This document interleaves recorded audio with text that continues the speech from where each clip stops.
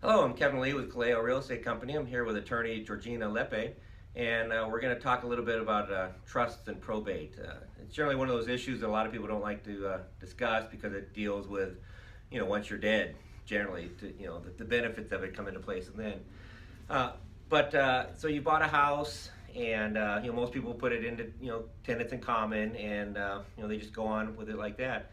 And I think they think that a trust. What's a trust cost to have somebody do a basic married couple, trust in general? I would say about $2,000, and it depends what attorney you go to, but about $2,000.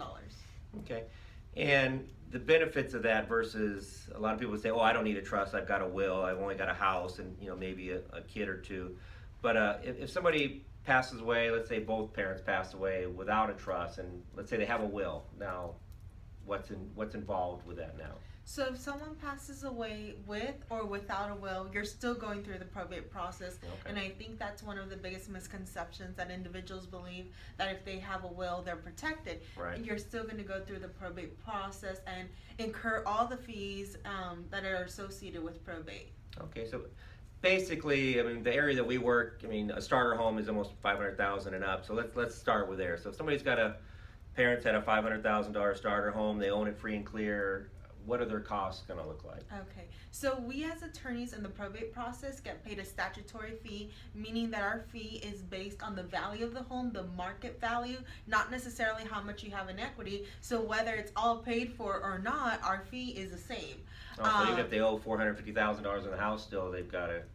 Exactly. Okay. So if the children want this home and it has $50,000 in equity, they still have to pay the statutory attorney's fees and go through probate. So if we have a home that's worth $500,000, the attorney at minimum will receive $15,000.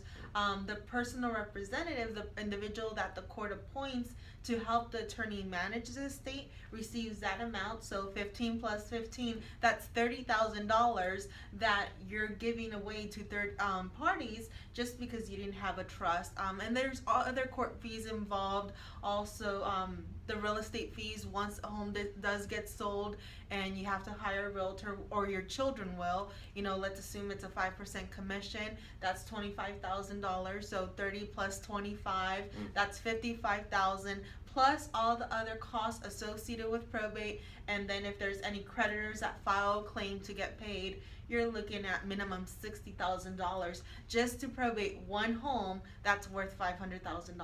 Wow. So let's say it's worth $500,000. They have a will and they want to sell it. I mean, there's no way around going through the probate then and these costs unless they have the trust. Exactly, because if a decedent is on title, you have to go through the probate process because a judge needs to appoint someone to be in charge of the sale of the home, to gather the assets, pay the expenses. So with a will, all that you've done is nominated someone to be appointed as a personal representative. So that person that you list in your will as executor, that person has priority over anyone to get appointed. Yeah, I think that is a very big misconception.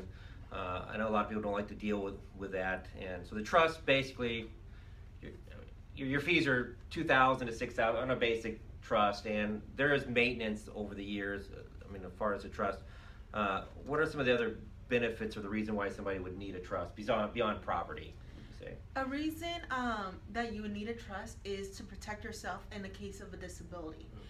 Because if throughout your lifetime you have a trust and you have all your assets in the name of the trust and you were to become disabled, meaning you lack capacity to make financial decisions and the house needs to be sold in order to obtain money to provide for your care, well, if you lack capacity, you can't sign a listing agreement, you can't accept an offer to sell your home. So if your home is owned by the trust, the successor trustee, the person that you've nominated to step in your shoes if something happens, can manage your assets and take care of you without any court intervention. So a trust not only protects you in the case of death by avoiding probate, it protects you during your lifetime if you were to become disabled. Okay, so if a will, let's say you've got one child, that person is the beneficiary of the will, versus a trust where they are the trustee of the trust, or I guess their successor trustee. mom, dad passes away, the property goes to them, and they want to sell it. So basically, with a will, they're looking at $30,000 just right off. We're not talking about any attorney fees or anything like that. Or, I mean, real estate fees, versus a trust where they can just, here's a copy of the trust, I'm the successor trustee, sign the listing agreement, and then you're just paying your normal real estate fees and stuff like that. So. Exactly, and I deal with a lot of probates where there is a will and there's just one child, and he doesn't even intend on selling the property, but in order for that one child to actually be on title, he has to initiate probate and incur all the probate fees. Right, so yeah, we've had a few like that where it's kind of gone through the family and said, well, we don't intend to sell, you know, either we're renting it out and stuff like that. And then down the road, I mean, you never know what's going to happen. You might need to sell, but if you ever want to sell, you're basically going to have to go through the probate process, you know, at some point. Yes, you definitely will have to do so. Okay. Well, it's a lot of good information.